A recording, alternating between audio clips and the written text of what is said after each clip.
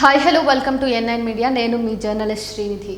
So ఇక్కడ ఒక ట్వీట్ని చూసుకున్నట్టయితే మనకు తెలిసి వస్తుంది ఏంటంటే స్ట్రింగ్ రివీల్స్ అనే పేరుతోటి మనందరికీ కూడా మతపరమైనటువంటి ఆధ్యాత్మిక పరమైనటువంటి అంశాలని నేను చెప్తాననే పేరు మీద మనందరి మీద ఒక కమ్యూనల్ పరమైనటువంటి విద్వేషపూరితమైన విషయాల్ని షేర్ చేసుకునే స్ట్రింగ్ వినోద్ని ఆ తర్వాత మిస్టర్ సిన్హా అనే ఈ ఇద్దరిని కూడా పోలీసులు అంటే ఇద్దరి మీద ఎఫ్ఐఆర్ అనేది ఫైల్ చేయడం జరిగింది.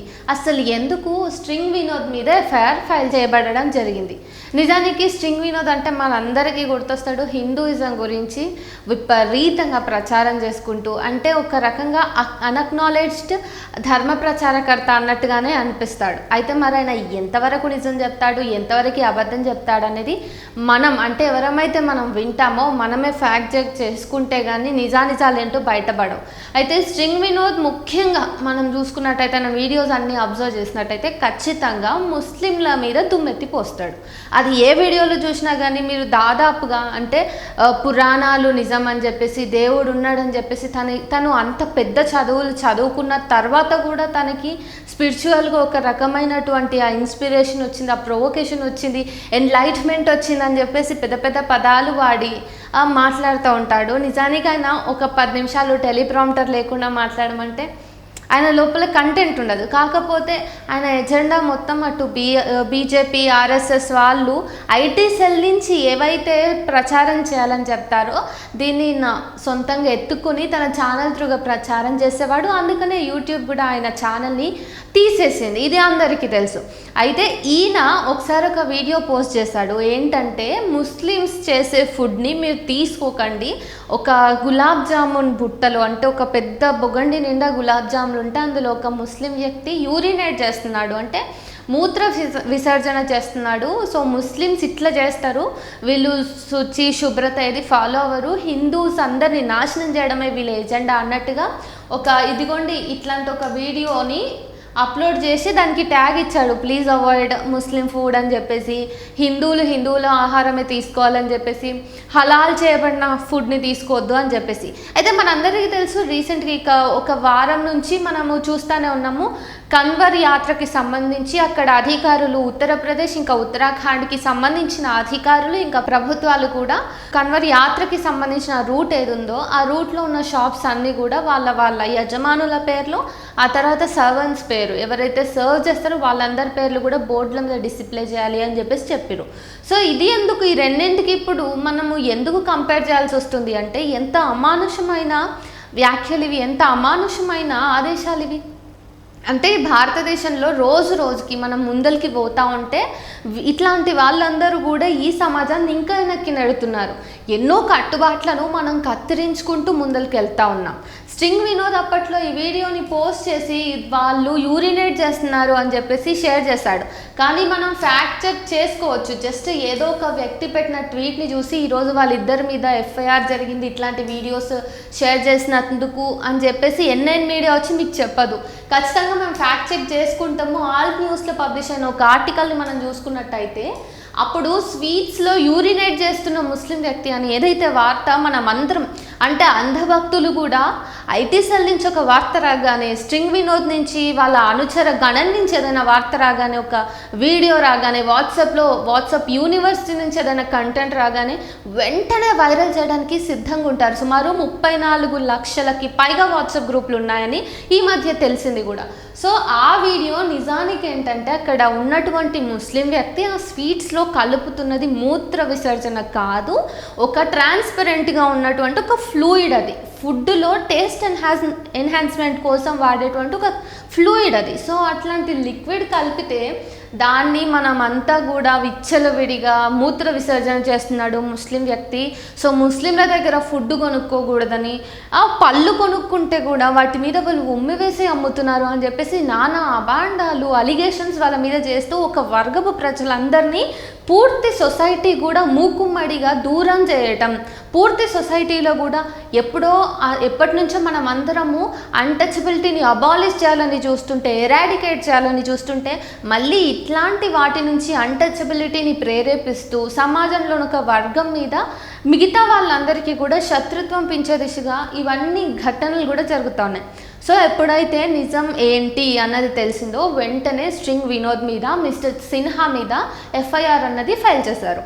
అయితే బీజేపీ అండదండలతోటి వీళ్ళ మీద ఎన్ని రోజులు కేసు ఉంటుంది, ఇది ఫర్దర్గా ఏమైనా అప్డేట్ అవుతుందా లేదా అన్నదైతే తెలియదు, కానీ ఒకవరకు ఇది మంచి పరిణామం.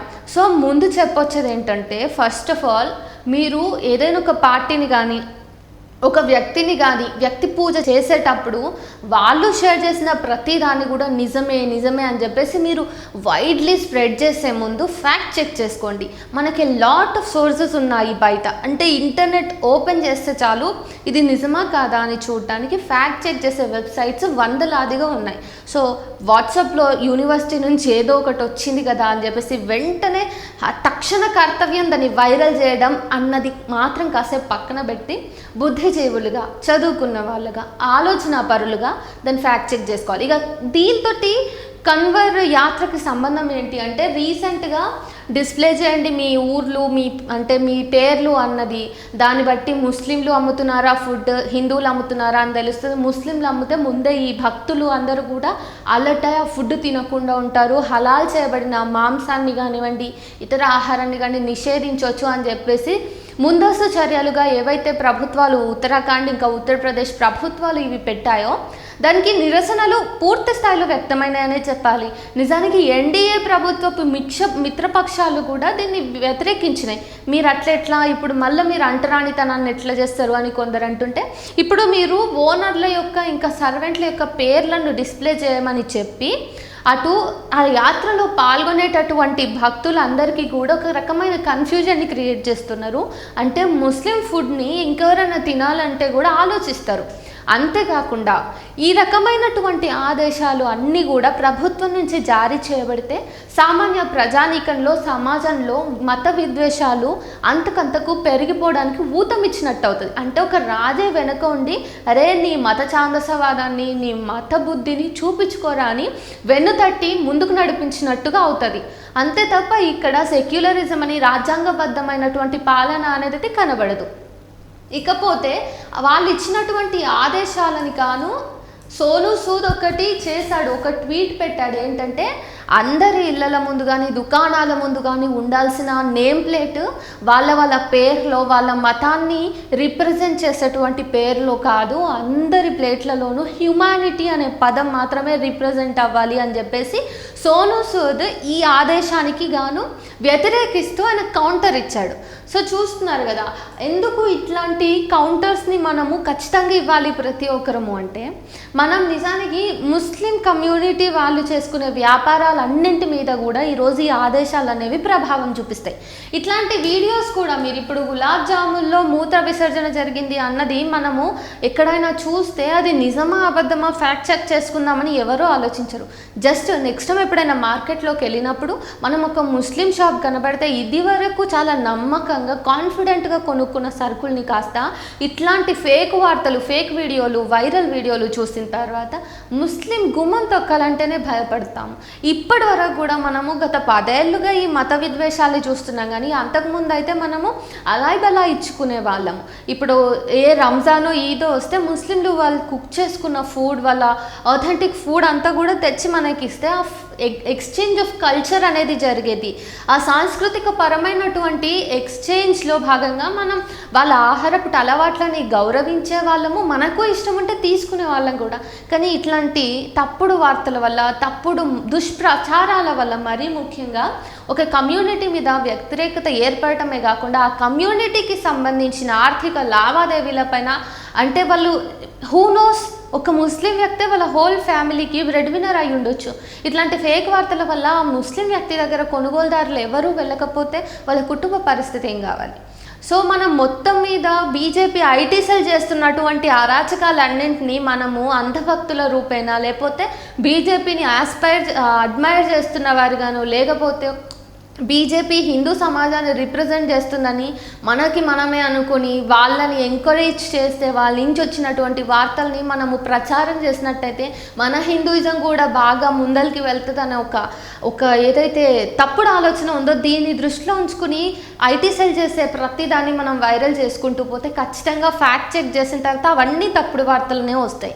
సో ఎవరైతే తప్పుడు వార్తల్ని భుజానెత్తుకొని మోస్తారో వాళ్ళందరికీ కూడా జనాలు బయట ఆలోచిస్తున్నటువంటి వాళ్ళు ఇట్లా తేలినట్టు అంటే ఇట్లాంటి ఫ్యాక్ట్ చెక్ చేసుకున్న వాళ్ళు కూడా సానుభూతి చూపిస్తూ ఉన్నారు. ఎందుకంటే అంతకు మించి పెద్ద చేసేది ఏం లేదు. ఈసారి కూడా మూడోసారి బీజేపీ ప్రభుత్వమే గద్దెనెక్కింది. బీజేపీ ప్రభుత్వం ఇప్పుడు కూడా కొంచెం స్లో అయిందేమో కానీ ఖచ్చితంగా ఈ టర్మ్ కూడా ఖచ్చితంగా తమ మతతత్వ సిద్ధాంతాలని మన మీద రుద్దే ప్రయత్నం చేస్తుంది. డివైడ్ అండ్ రూల్ పాలసీకి ఖచ్చితంగా బీజేపీ ప్రభుత్వం అగ్నికి ఆజ్యం పోసినట్టు ఇంకింత ఎక్కువ చేస్తుంది. కానీ మనుషుల మధ్య సామరస్యాన్ని సౌభ్రాతృత్వాన్ని పెంచే దిశగా మాత్రం బీజేపీ పని చేయదు. కాబట్టి ప్రజలమైన మనమే గొర్రెల్లాగా వాడేం చెప్తే అది మనం ఆలోచించకుండా బుద్ధిజీవులుగా ఆలోచిస్తూ నిజం ఎంత అబద్ధం ఎంత ఒకటి షేర్ చేస్తున్నప్పుడు అనేది ఆలోచించాలి. ఈరోజు స్ట్రింగ్ వినోద్ యొక్క వీడియోస్ చూసి ఎంతోమంది రక్తం మరిగించుకునే వాళ్ళు ఉన్నారు. హిందూ యువత ఉన్నారు.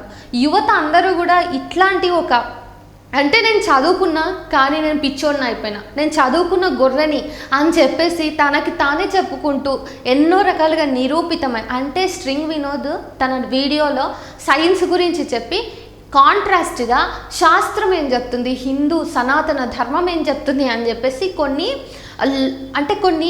పొంతన లేని లాజిక్స్ చెప్తాడు. ఆ లాజిక్స్ ఫస్ట్ ఆఫ్ ఆల్ మనం క్రాస్ చెక్ చేస్తే టాలీ చేస్తే అవి అసలు లాజిక్లెస్గా ఉంటాయి. ఇల్లాజికల్ థింగ్స్ని లాజికల్గా ప్రూవ్ చేయడానికి ట్రై చేసి ఏదో తన మేధస్సుని ఉపయోగించి ఏదో కొన్ని హార్డ్ పదాలని వాడినంత మాత్రాన మనుషులు తనని నమ్మేసి ఆ తర్వాత తను ఏదైతే ప్రచారం చేస్తున్నాడో ఆ అజ్ఞానం దాన్ని మనుషులు కూడా ఎత్తుకుని జనాలు సామాన్య ప్రజానికం కూడా దాన్ని వైరల్ చేసి మొత్తం మీద ప్రజలందరినీ కూడా భ్రాంతి చేయాలని చూస్తున్న వినోద్ లాంటి వాళ్ళకి ఇట్లాంటి ఎఫ్ఐఆర్ నమోదవటం అనేది ఒక రకంగా మంచిది, ప్రజలకి మంచిది, సమాజానికి మంచిది.